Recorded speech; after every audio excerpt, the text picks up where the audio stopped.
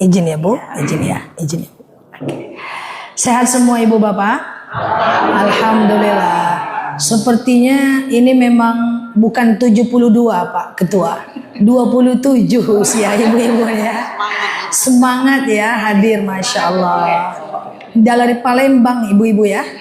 Masya Allah. Sebelumnya udah lihat saya di mana?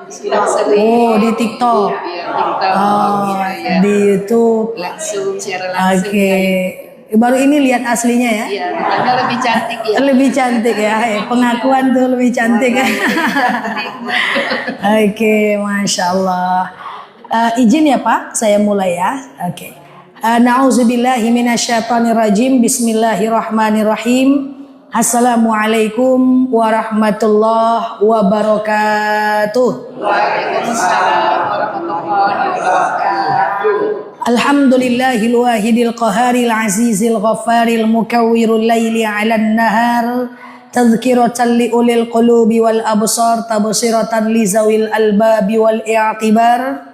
Walhamdulillahilladzi nahmaduhu nasta'inuhu nastaghfiruh wa na'udzu billahi min syururi anfusina wa min sayyiati a'malina may yahdihillahu fala mudhillalah wa may yudlilhu fala hadiyalah. Nashhadu an la ilaha illallah nashhadu anna muhammadan abduhu wa rasuluh la nabiyya ba'dah amma ba'd. Kama qala Allah ta'ala azza wa jalla fi kitabihil karim. Na'udzu billahi minasyaitonir rajim. Bismillahirrahmanirrahim. Ya ayyatuhan nafsul mutmainnah irji'i ila rabbiki radiyatan mardiyah fadkhuli fi ibadi wadkhuli jannati al-ayah.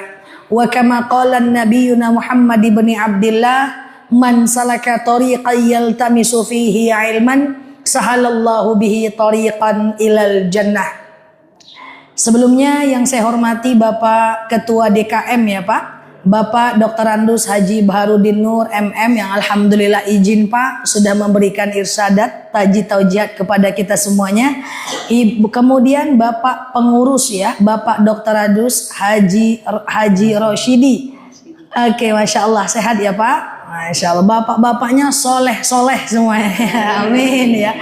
Ibu Ketua Majelis Taklim Al-Hikam, Ibu Haja. Bapak Ketua Majelis Taklim Al-Hikam, Bapak Haji Zakir Zah SE, Masya Allah.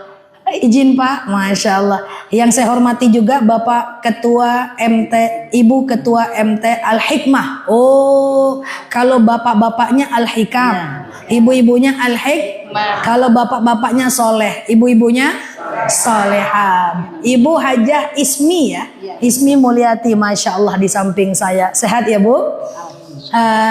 Alhamdulillah ibu-ibu. Sebelumnya saya cuma menyampaikan sedikit aja, nanti kita lebih tepatnya banyak diskusi aja ya Bu. Sebelumnya secara pribadi Pak, Bu, saya mengucapkan terima kasih banyak udah datang jauh-jauh dari kota Palembang ke kota saya ini, ke kota Pekanbaru. Alhamdulillah ini sebuah penghormatan yang sangat besar kepada saya jika ibu-ibu datang dan sekedar bersilaturahmi. Mungkin untuk saat ini saya belum dapat hadir ke kota Bapak dan Ibu. Semoga suatu ketika kita bisa bersilaturahmi dengan jalan Allah yang lebih panjang lagi. Amin Allahumma amin ya. Dan saya lihat ibu-ibunya luar biasa, semangat gitu ya. Masih muda-muda Pak, kalah saya nih Pak.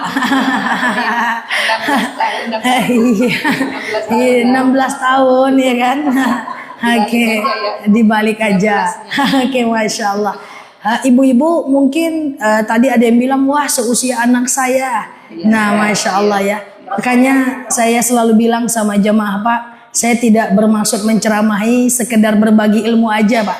Selama ini kita di online dan offline. Alhamdulillah beberapa waktu yang lalu teman-teman kita di Malaysia juga datang seperti ini. Dari Malaysia datang silaturahmi, sekedar ngobrol santai, Masya Allah. Katanya Ustazah susah diajak ke sini, kami aja yang ke sana.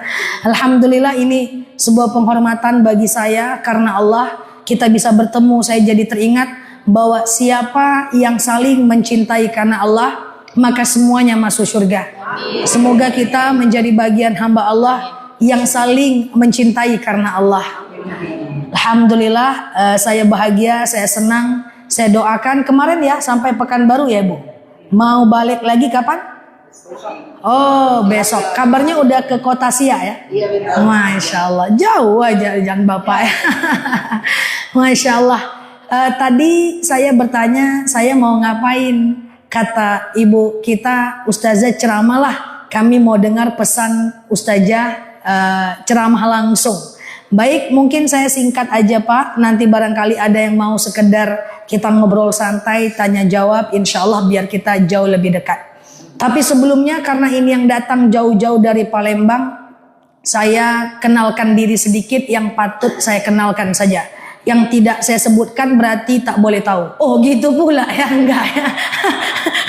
Gitu ya. Nama saya Nela Luki Bu. Dulu saya pesantren 6 tahun. S1 saya di jurusan Usuluddin. S2 saya jurusan Usuluddin. S3 saya jurusan Syariah. Orang tua saya aslinya itu Sumatera Barat Bapak Ibu. Cuma orang tua merantau ke sini. Merantau ke sini, SD orang dulu udah merantau Pak. Bapak kandung saya SR tak tamat. Tahu SR Pak? Oh berarti Bapak seusia Bapak saya berarti ya? SR itu Bapak saya sampai kelas 2 SD juga. Emak saya SR juga sampai kelas 3 SD. Selangkah lebih maju. Kalau ada yang bilang, oh Ustazah ini doktor berarti bapaknya profesor, enggak. Bapak saya merantau. Jadi kelas 2 SD udah merantau ke Pekanbaru. Akhirnya adik-beradik kami lahir di sini berempat. Dan sampai sejauh ini sih saya anak terakhir Bapak Ibu. Entahlah besok, saya enggak tahu juga ya. Anak terakhir dari 4 orang bersaudara Bapak Ibu. Nah, jadi saya udah lahirnya di sini. Sudah lahir di sini ibaratnya kalau bahasanya Bukit Tinggi keturunan lah. Sumatera Barat keturunan. Alhamdulillah. Aktivitas hari-hari saya cuma sekarang sudah tidak ada kuliah lagi karena udah habis. Kalau ada S4, S12 kayak Samsung mau lagi saya sekolah Bapak Ibu. Tapi karena udah nggak ada, ya sudah saya jadi fokus dakwah saja di online sambil mengerjakan aktivitas yang lainnya. Saya doakan kita semua usia panjang sehingga dengan panjangnya usia kita bisa beramal lebih baik. Karena khairun nas anfa'uhum linnas. Sebaik-baiknya orang adalah orang yang paling bermanfaat. Semoga kita diantaranya ya Bapak Ibu. Tadi saya dapat judul secara nggak langsung. Amalan buat kami yang udah di balik papan nanti. Itu agak takut saya sedikit. Amalan untuk meninggal ya kan. Untuk persiapan. Kalau saya terawang-terawang usia Bapak Ibu nih. Kalau bahasa online saya itu usianya udah tahajud, udah dekat-dekat fajar Pak. Enggak ya. Nah, ya Masya Allah. Sekedar hanya pesan-pesan saja. Bukan buat Bapak Ibu aja, tapi buat saya secara pribadi juga. Kita mulai ya Bapak Ibu ya. Nah, jadi begini Bapak Ibu. Ada dalil yang bunyinya begini. Idza jaa ajaluhum la yastakhiruna sa'atan wa la yastaqdimun. Jika datang ajal, tidak akan Allah mundurkan dan Allah majukan sedikit pun. Jadi dia ajal itu tidak bisa dimundurkan, tidak bisa dimajukan waktunya. Jadi jadwal mati kita itu pas Pak.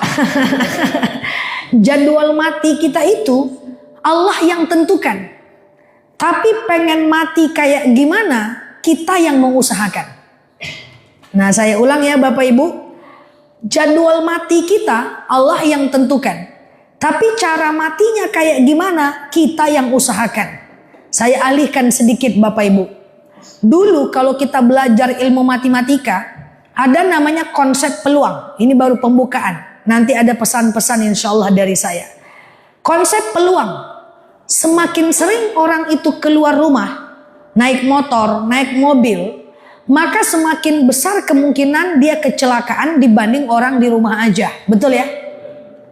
Kalau anak kita mau cari kerja, semakin banyak lamaran yang dia sebarkan, semakin besar kemungkinan dia diterima dengan orang yang cuman menyebar 5 lamaran. Kan begitu Pak? Makanya kalau ada teman saya nggak dapat kerja, saya bilang sebar.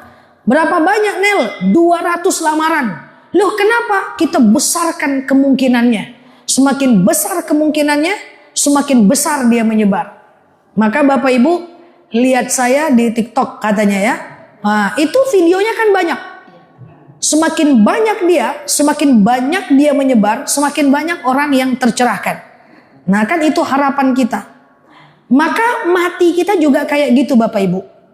Mati kita ini datangnya dari Allah. Tapi cara matinya kita yang menentukan. Maksudnya apa sih Ustazah? Nggak paham saya. Gini. Misalnya besok siang jam 1, contohnya aja nih Bapak Ibu, adalah jadwal mati saya. Besok siang itu saya lagi ngapain? Saya yang mengusahakan. Kalau besok siang saya lagi gibahin orang, maka matinya dalam keadaan gibah. Kalau besok saya ternyata sedang ceramah, maka mati saya mati syahid. Kalau besok saya sedang zikir, berarti mati saya dalam keadaan zikir. Kalau besok saya lagi marah sama orang tua saya, berarti saya mati dalam keadaan melawan orang tua. Maksud saya apa? Di usia kita yang sudah 50-an, 60-an, 70-an, perbesar kemungkinan kita. Pastikan kita berada pada mode ibadah. Sehingga matinya itu dalam ibadah gitu loh. Nah itu luar biasanya Bapak Ibu. Makanya kenapa saya itu kalau ke mall itu gak mau lama. Saya kan anak muda nih Bapak Ibu. Wah anak muda ya kan. Saya ke mall itu gak pernah lama Pak. Biasanya saya tahu dulu apa yang mau saya beli. Bahkan dalam hidup saya parkir di dalam mall itu cuma bisa dihitung gak sampai 10 kali Pak. Selebihnya saya parkir di luar. Saya parkir di luar. Saya masuk ke mall, saya beli yang saya mau, saya keluar lagi. Karena kalau parkirnya di dalam ngabisin waktu 1 jam. Kadang-kadang kenapa saya tidak mau lama-lama di mall? Takut matinya di situ Pak. Ya, nah makanya saya bilang kita khawatir matinya dalam keadaan yang biasa-biasa saja. Jadi kita itu kalau bisa matinya dalam keadaan baik. Nah kalau seandainya ibu bangun tidur, sholat subuh, kita baca Quran sampai syuruk, lalu kemudian kita masak karena Allah, bakti sama suami, itu kan ibadah. Nggak apa-apa. Setelah itu kita santai, kita baca buku sebentar, kita sholat sunnah, sore kita datang majelis taklim, insya Allah meninggalnya baik Bapak Ibu. Tapi kalau pagi kita santai-santai, siang kita di kedai sayur lama-lama, sayurnya beli 10.000, ngobrolnya sejam, iya kan? Sore kita cuman baring-baring, malam kita nonton-nonton lagi, nonton sinetron. Kemungkinan meninggalnya kayak gitu. Karena kan konsep peluang, betul Bapak Ibu ya? Maka saya berharap kita mengusahakan diri untuk mati dalam keadaan baik. Makanya saya Pak, semakin saya sakit, saya semakin semangat ceramah Pak. Pernah satu ketika di pagi-pagi lidah saya sudah putih Pak. Dan saya nggak bisa dirawat waktu itu karena saya lagi ngerjakan tugas akhir kuliah saya. Lagi ngerjain disertasi. Kalau saya dirawat nggak jadi ujian doktor saya. Akhirnya saya tidak memilih dirawat. Akhirnya panas saya tinggi, lidah saya udah putih. Subuh saya tetap dari dalam rumah. Nah, kenapa kamu masih tetap ceramah? Kamu kan sakit. Saya bilang, Mak, kayaknya udah parah kali sakit saya ini, Mak. Saya harus ceramah, Mak. Saya harus kultum, Mak. Kenapa begitu, Nak? Jangan-jangan subuh nih jadwal mati saya, Mak. Iya. Semakin kita sakit, semakin kita semangat ibadah. Jangan-jangan itu jadwal mati kita. Kita kejar mati dalam keadaan baik gitu Bapak Ibu. Ini baru batuk sikit, nggak datang ke pengajian Al-Hikmah. Kenapa nggak datang? Flu aku, ya kan? Ya, betul.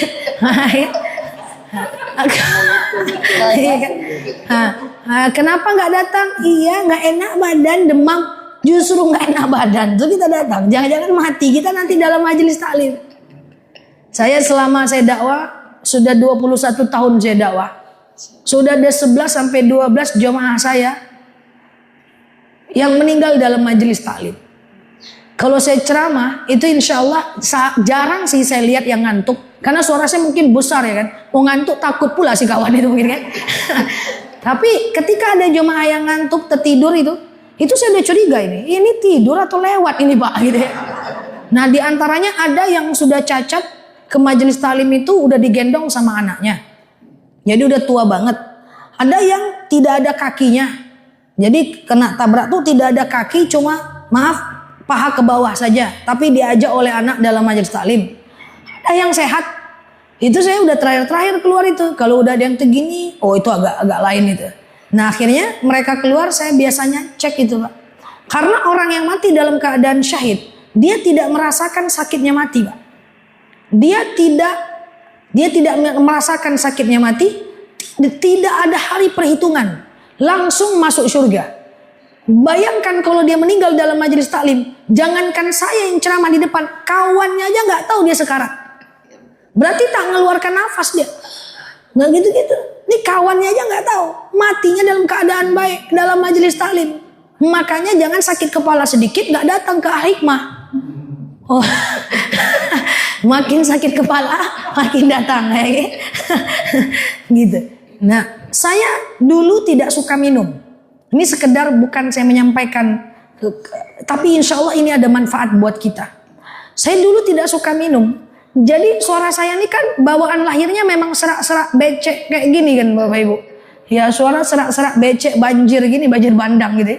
Jadi dulu itu kalau saya nggak ngerti ilmunya, saya jarang minum.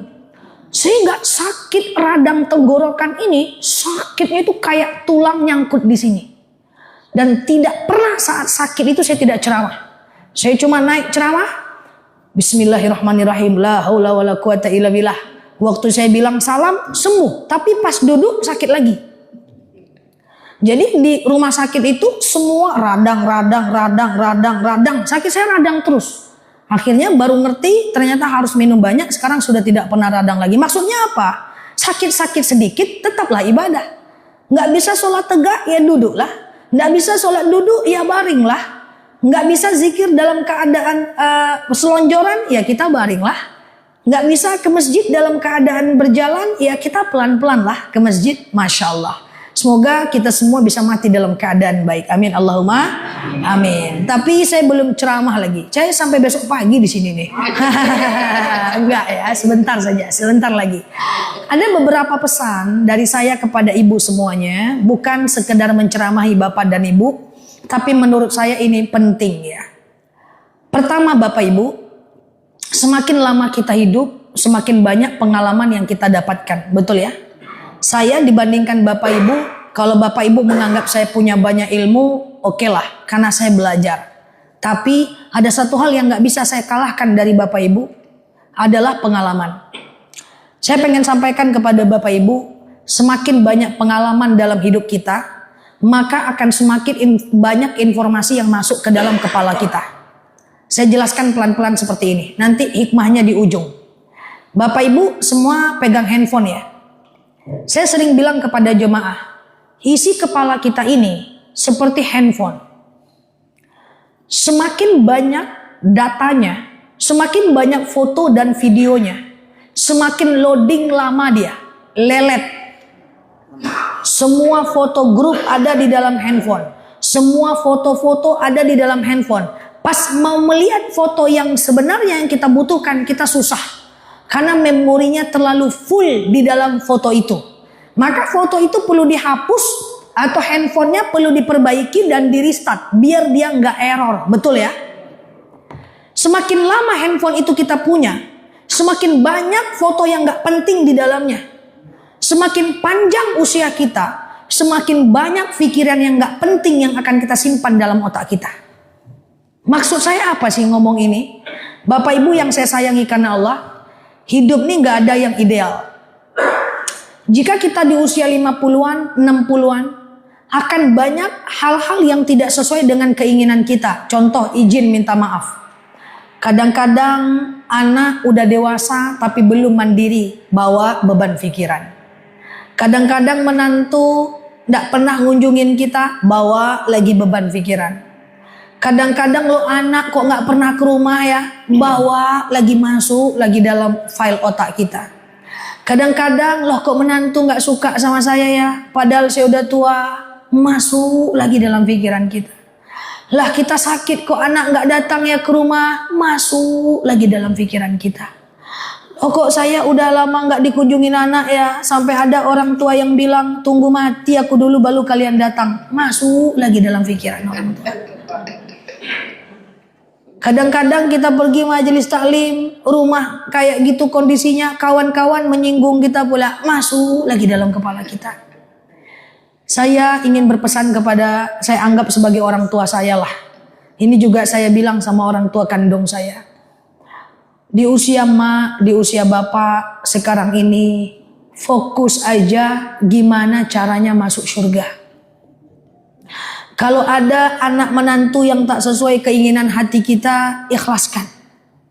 Kalau ada anak yang masih melawan, ingatkan, ikhlaskan.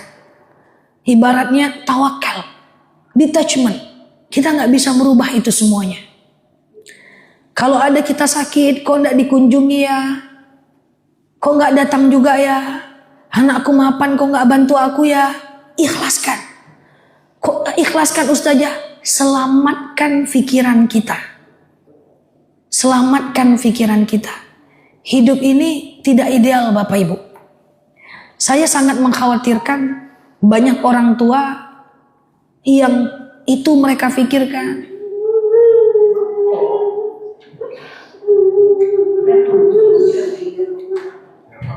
Nggak apa-apa Bu. Iya.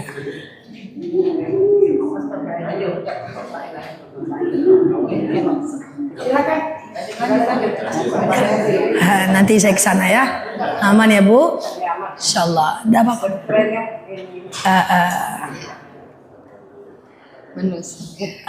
Iya, sabar ya. Aman ya Bu? Oke. Ikhlaskan. Itu karena kalau kita simpan Bu, itu ibarat file yang ada dalam handphone. Nggak penting kita simpan dalam-dalam. Ujung-ujungnya apa? Saya khawatir sekali. Ibu jadi nggak tenang. Ibu risau. Menung-menung. Ingat itu semua. Yang paling saya takutkan kepada orang tua. Termasuk mungkin orang tua saya atau ibu semua yang saya anggap sebagai orang tua saya. Akhirnya apa? Ibu-ibu ibadahnya jadi nggak fokus. Ibu-ibu jadi nggak fokus sholatnya. Jadi nggak fokus majelis taklimnya. Akhirnya pikiran kita jadi terganggu. Nah, yang saya pengen pesan saya itu yang pertama Bu. Akan banyak hal di luar kondisi kita. Kira-kira Bapak Ibu bisa mengikhlaskan itu semua? Kira-kira Bapak Ibu bisa ikhlaskan itu semua? Bu, saya selalu bilang kepada jemaah yang orang tua. Apapun kondisi anak kita, menantu kita, saya izin minta maaf. Paksakan diri tetap ridhoi mereka ya. Karena sikap mereka kita nggak ridho, kita udah mau meninggal Bapak Ibu. Kalau kita nggak ridho, sengsara hidup mereka pasti Bapak Ibu. Ridullah ridul walidain, suhtullah suhtil walidain. Ridho Allah itu bergantung kepada ridhoan ibu-ibu dan bapak-bapak. Yang saya khawatirkan ketika anak Bapak Ibu tidak sesuai dengan apa yang kita inginkan, dia durhaka, nggak pernah datang, melawan, nggak perhatian, kita marah, kita nggak ridho, sengsara mereka. Jadi itu yang saya khawatirkan Bapak Ibu. Jadi nggak apa-apa kalau ibu ada yang menangis, maafin saya. Insya Allah yang saya sampaikan ini saya rasa ini penting karena sekali-sekali kita bertemu. Sehingga ibu-ibu yang udah di usia 60-an, 50-an itu bisa lebih tenang. Yang nggak penting itu dikeluarkan. Wah, yang ujian-ujian hidup tuh keluarkan semua dari handphone kita, dari kepala kita. Lalu kita akan lebih tenang. Kalau kita lebih tenang, insya Allah kan kita sebenarnya hidup bisa ya Bapak Ibu ya. Kita kadang-kadang juga nggak berharap anak ya Bapak Ibu ya. Kita masih ada uang secukupnya. Entah kita punya uang pensiun, entah dari kontrakan kita cukup ya. Kadang-kadang pengen sekedar mereka peduli tapi nggak juga gitu kan. Sampai ada orang tua yang ngomong sama saya kalau dia susah saya bantu dia. Kalau dia nggak datang nggak bawa apa-apa, saya nggak apa-apa. Yang penting kalau dia susah saya kasih dia uang, tapi datanglah. Yang lebih saya sedih lagi, kejadian asli dari jemaah saya. Bapak itu orangnya terbelakang banget. Handphone gak ngerti, handphone zaman dahulu. Sampai dia kira handphonenya rusak. Saking gak ada anak yang menelpon, Pak. Rusak handphone saya nih. Ini penting Bapak Ibu yang saya sayangi karena Allah. Saya tidak bermaksud menggurui. Tapi demi Allah harus kita ikhlaskan itu semua. Tujuannya apa? Kita keluarkan dari dalam hati kita. Gak ada hidup kita yang sempurna, gak ada. Akan ada kondisi seperti itu. Dan kadang-kadang dia baik sama kita, tapi sesama dia bertengkar. Adik-beradik bertengkar. Pusing juga kita. Nah itu dikeluarkan. Insya Allah kalau kita udah merawat anak dengan baik, udah merawat mereka dengan baik, itu udah nggak tanggung jawab kita lagi kok. Pada akhirnya Bapak Ibu, di akhirat kita masing-masing kok Bapak Ibu. Ya selamatkan diri kita, jangan sampai terganggu ibadah kita karena pikiran-pikiran yang seperti itu. Itu kalau saya ngomong ke ibu-ibu. Nah kalau saya ngomong ke anak-anak beda lagi. Kalau mau selamat hidup antum, hanya satu kuncinya. Hormati kedua orang tuamu, maka dunia akan mengikutimu. Jangan harap akan sukses abadi kalau nggak ridho orang tua. Nah sekarang nih yang kita risau tuh anak-anak juga Bapak Ibu. Aduh, saya ini anak muda Bapak Ibu. Saya kadang-kadang ngobrol, temu dengan kawan-kawan Pak. Dengan temannya ramah kali Pak. Apa kabar Say? Sehat? Kangen sama kamu Say? Udah lama kita gak ketemu. Kita kan bestie. Ramah betul dengan kawannya. Sama orang tuanya keras-keras suaranya. Tidak semua Bapak Ibu. Tapi ini yang saya sayangkan. Karena kalau ada orang yang patut dimuliakan di dunia ini, orang tua dulu. Kalau ada orang yang patut dibayarin di dunia ini, orang tua dulu. Saya tidak akan pernah memfoto makanan kalau saya lagi sama teman-teman sebelum orang tua saya makan itu. Ini ada tempat makan enak, saya makan dengan teman-teman, saya ingat orang tua. Nanti saya bawa orang tua ke sini, baru tuh mau saya foto waktu saya muda-muda dulu Pak. Kalau enggak, keluarga saya belum cicip, saya tidak mau tunjukkan ke mereka. Sampai mereka saya ajak dan baru saya foto itu makan. Karena kalau ada orang yang wajib dimuliakan di dunia ini, orang tua dulu. Ya Allah Pak. Memuliakan orang tua itu paling gampang sebenarnya. Tapi kadang banyak anak yang lupa. Ibu izin, kalau masih ada orang tuanya di rumah, coba tes nanti nyampe Palembang Bapak Ibu.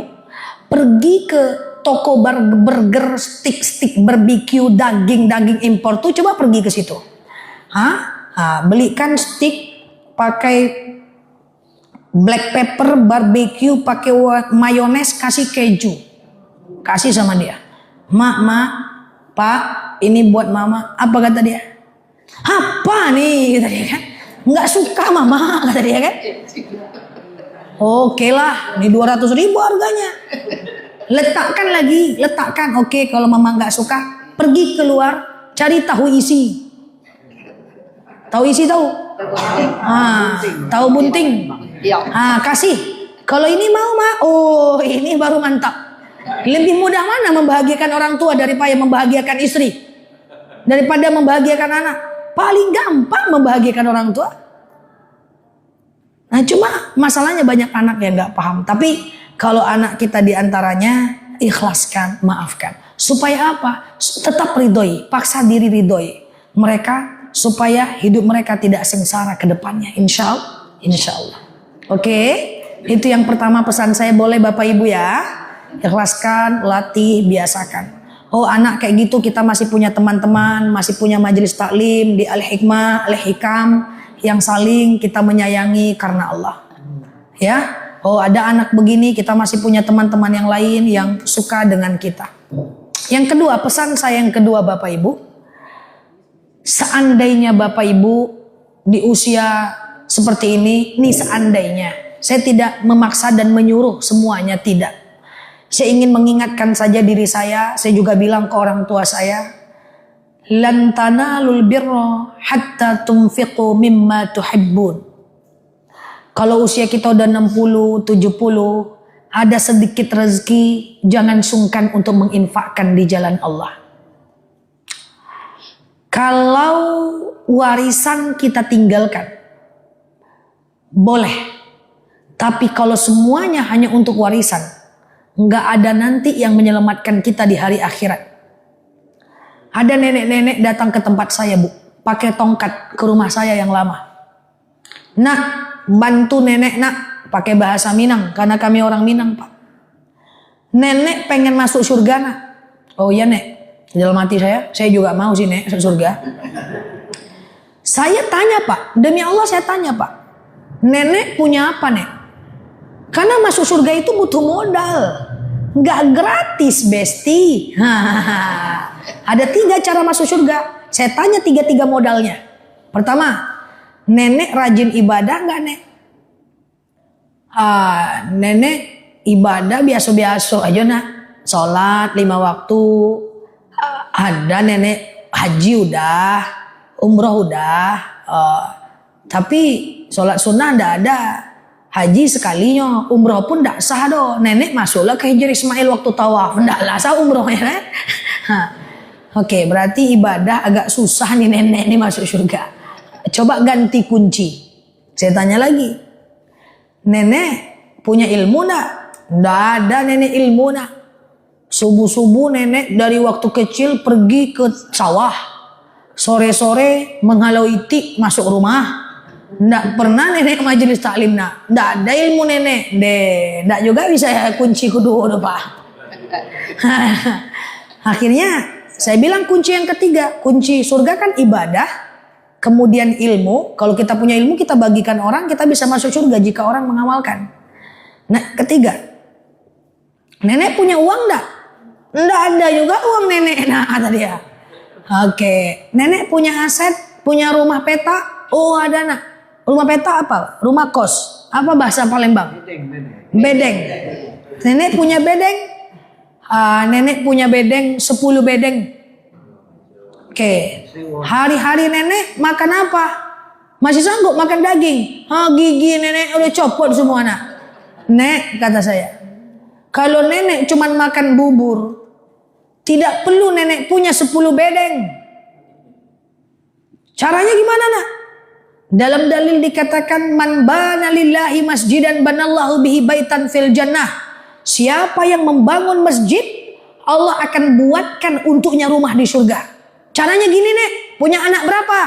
Anak nenek 6. Jual 3 bedeng nek, bangun masjid. Sisanya nenek wariskan. Yang 7 itu untuk makan bubur cukup nek.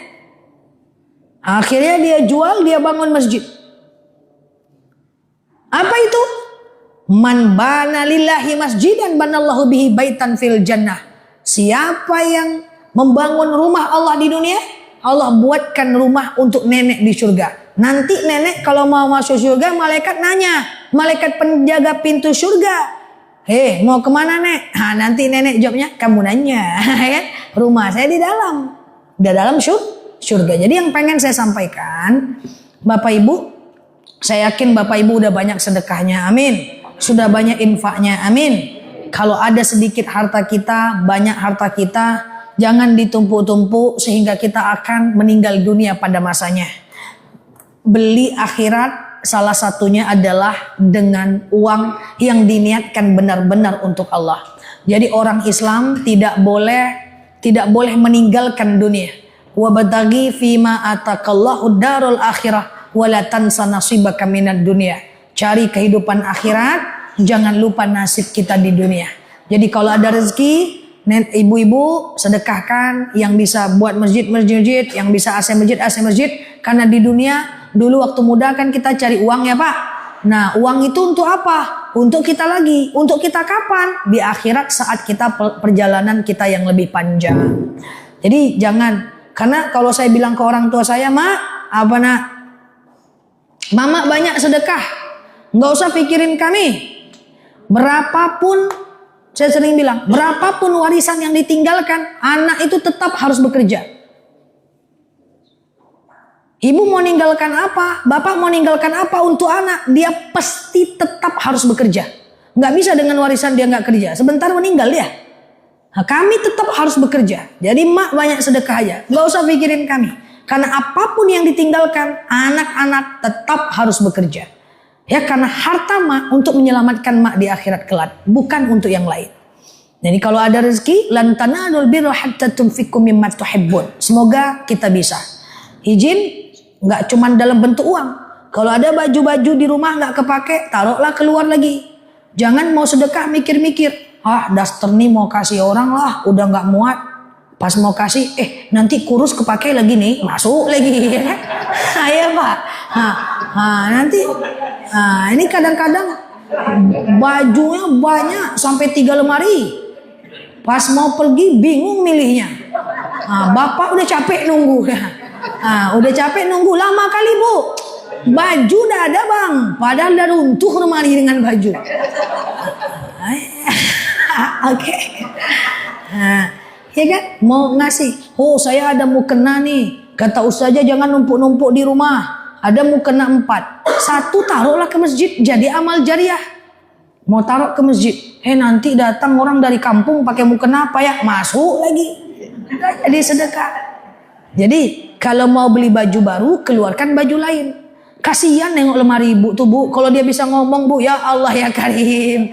Ya kan? Nah itu dikurang-kurangi. Ya dikurang-kurangi. Nggak ada baju Bang. Baju banyak yang dipakai itu aja. Daster yang bolong-bolong yang dipakai.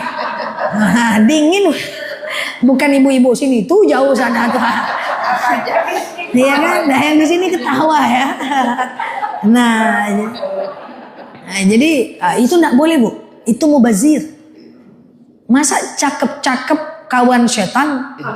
Innal mubadzirina kanu ikhwana syaitan. Mubazir itu kawan setan. Beli baju itu nggak apa-apa mikir Bu.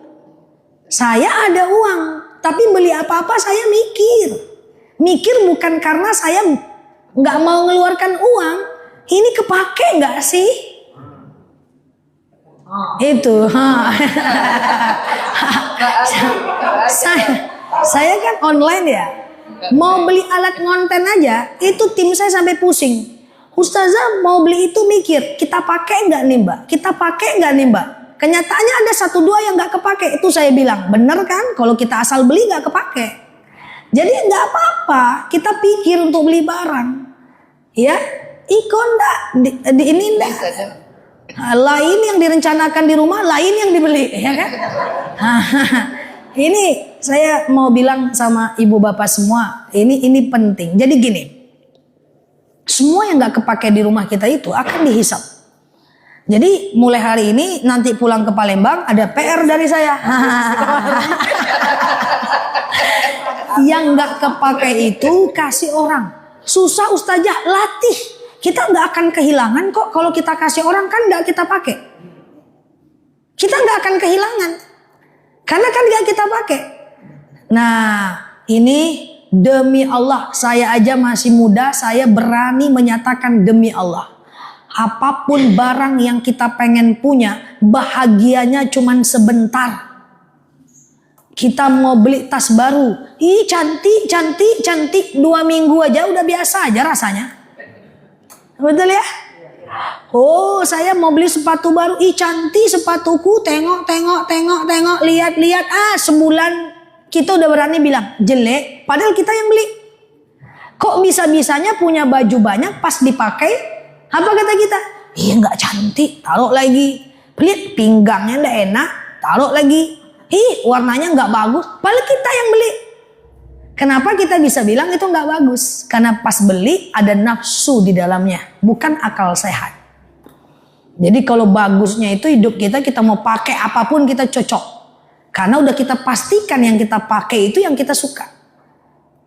Bapak Ibu izin, nasihati anaknya kalau belum terlanjur. Rumah besar. Ini saya nggak tahu nih di antara kita. Rumah besar. Andaikan Bapak Ibu punya rumah besar, coba jawab. Besar rumah tuh, berapa lama happy-nya? Sebulan aja nyok. Bulan kedua udah biasa aja. Anak udah besar, capek kita ke atas lantai itu. Iya. Yang lalu biarlah berlalu ya Bapak Ibu ya. Izin ya. Nah itu kan. Sebentar anak udah pesantren, sebentar anak udah nikah, tinggal kita tua-tua di rumah lagi. Betul ya kan? Jadi udah salah di kita. Anak kita nasehatin. Saya mau beli apa-apa tuh selalu nanya ke orang tua.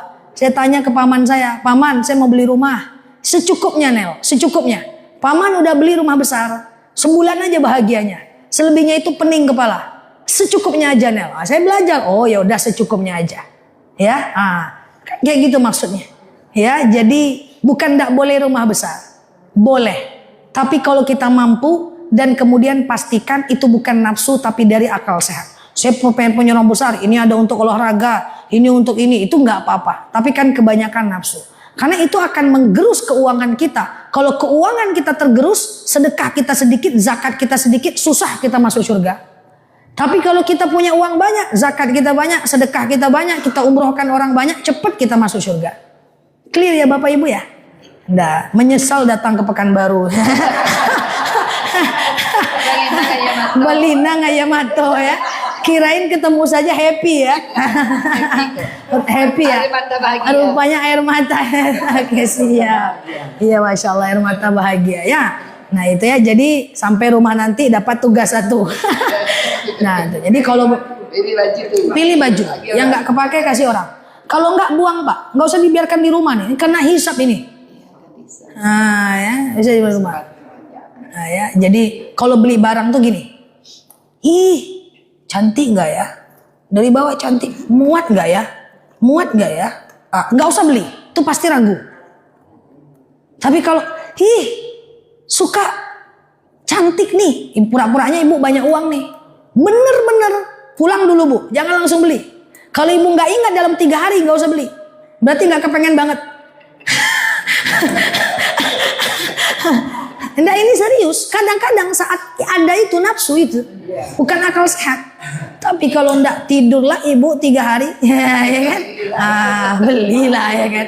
Untuk itulah kita cari duit kan gitu kan? Itu maksudnya.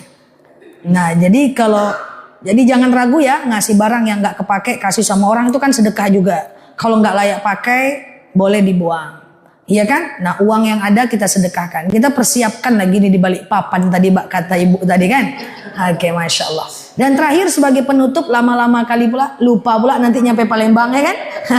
Terakhir sebagai penutup, insya Allah saya sampaikan di usia kita yang udah seperti ini sebagai penutup dengan teman-teman, karib kerabat, teman RT, teman pengajian, teman RW, teman-teman kita satu pengajian.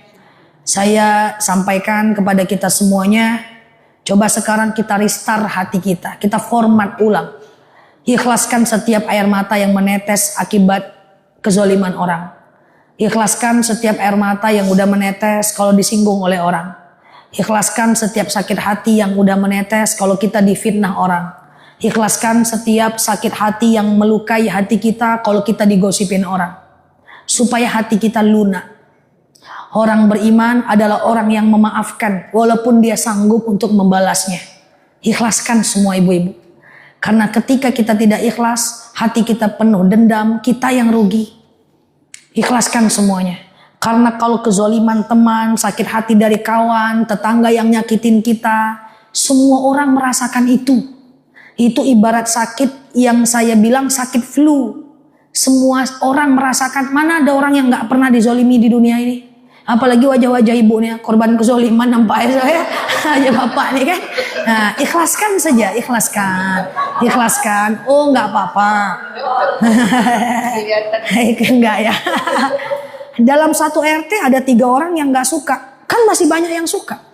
Dalam satu keluarga ada 1 anak yang durhaka, kan masih ada anak yang baik. Dalam satu pengajian ada 1 yang nggak suka, kita fokus dengan orang-orang yang menyukai kita. Sehingga kita lebih syukur hidupnya, hati kita lebih sehat. Dan kalau ada kita punya salah sama orang, segera minta maaf dan mohon maaf lahir dan batin. Selesaikan dengan manusia, biar hati kita enak. Setelah kita maafkan orang, kita minta maaf, udah kita fokus lagi dengan ibadah. Ada yang nyakitin lagi, abaikan.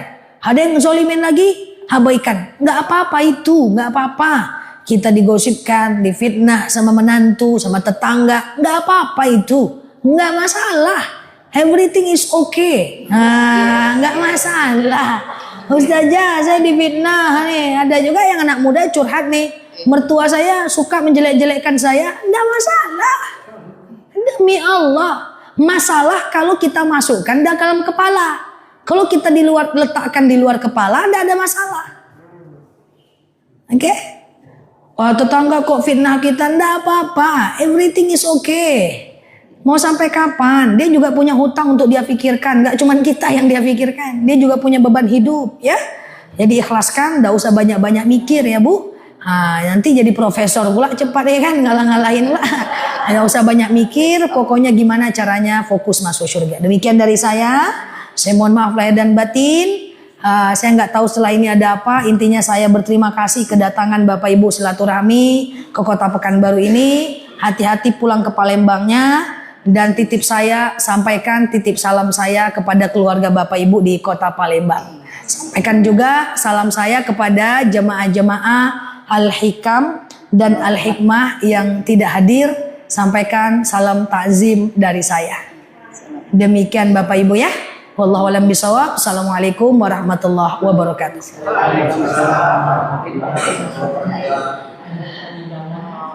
Masya Allah, subhanallah, alhamdulillah, Allah.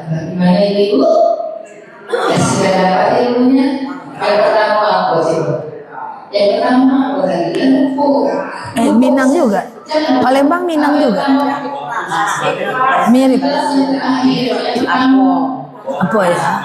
Iya, ibadah. Iya. Jaga kualitas ibadah kita. Yang kedua, infak, sedekah, baju-baju yang tidak oke ibu rumahnya merah kuning hijau tiba ada warnanya tolong hari ini kakek jauh saja. Yang ketiga, jangan memendam dendam. Itu maksud saya tadi. Uang kalau rasa sakitnya di mana Bu? Di sini.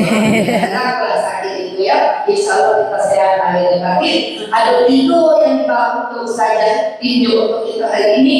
Mudah-mudahan tigo itu bisa membuka pintu surga buat kita yang kami mau Palembang itu bahasanya saja. Siap Bu. Mudah-mudahan saja ngerti. Jadi kok orang Minang loh. Oh iya. Kok ada semua dilandang kuliah numpang mandi. Kok layu puasa mau kerja.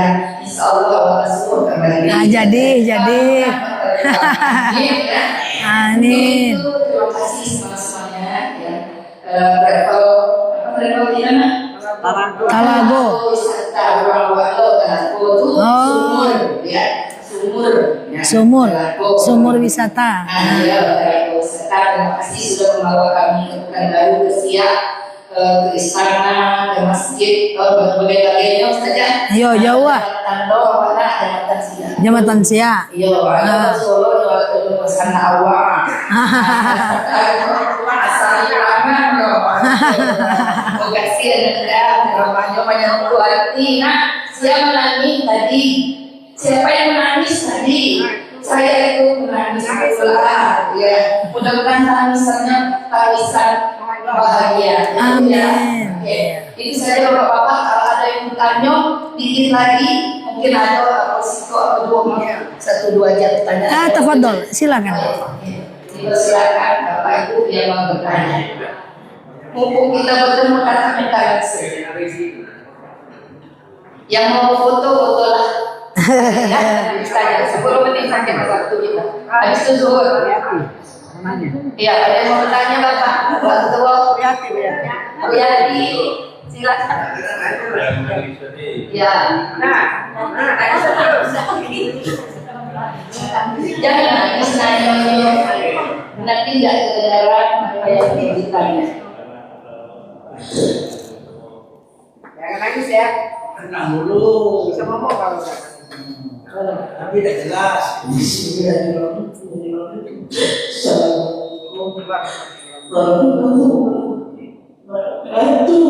Waalaikumsalam warahmatullahi wabarakatuh.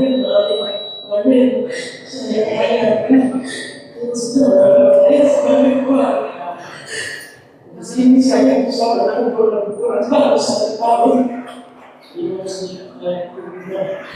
Ada masalah berapa? Kamu saya bahagia seperti diajak lebih dekat saya ini selalu diuji oleh Allah. Diuji Allah setiap minggu dalam hidupnya. Suruh duduk aja nanti jatuh. Sambil duduk aja, sambil duduk. Apa yang dijelaskan oleh Ustazah tadi, saya semua yang Ustazah beritahu kepada kami tadi, semua sudah saya laksanakan. Baik pada orang tua saya, saya orang tua, tapi orang tua saya juga saya. Semua ipar juga saya bertanya, semua di semua ada, saya baru sampai kaya. Teman-teman juga aku sampai kaya. Tapi kenapa aku selalu diuji oleh Allah? Ujiannya apa, Bu? Ujiannya tanya kan, ujiannya apa? Ujiannya apa yang saya perbuat ya? Kata Ustazah tadi harus baik. Apa yang tidak boleh disumpah, diselingkahkan, kemudian orang baik berbakti, itu semua sudah saya laksanakan. Terus? Ikhlas. Iya. Terus kenapa Bu? Tapi kenapa ujian itu sampai sekarang besar ujian itu terhadap saya? Ujiannya apa? Karena itu cobaan sampai teman dan kakinya aku selalu Ada yang benci gitu saja. Ada yang nggak senang kalau udah berbuat baik. Iya. tapi pasti ada yang menyakiti hati saya. Iya. Masih ada. Karena memang cara mengikhlaskannya. Iya. Banyak orangnya, Bu, yang menyakit. Iya menyayang. Oh, yang menyakiti hati Ibu banyak.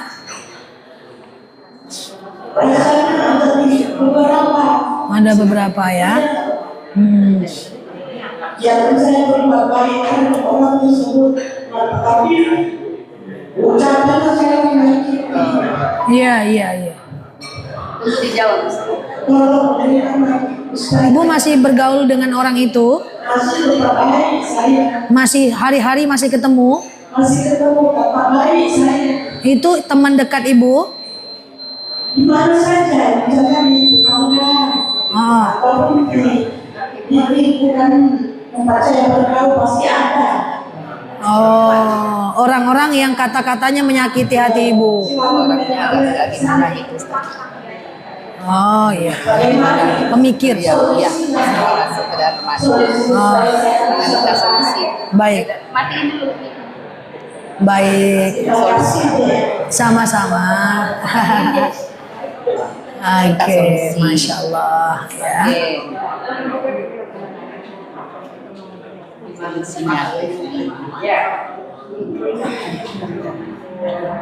Ibu namanya Ibu apa? Ibu siapa?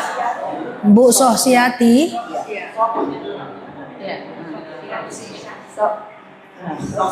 Soksi Ati Muharia.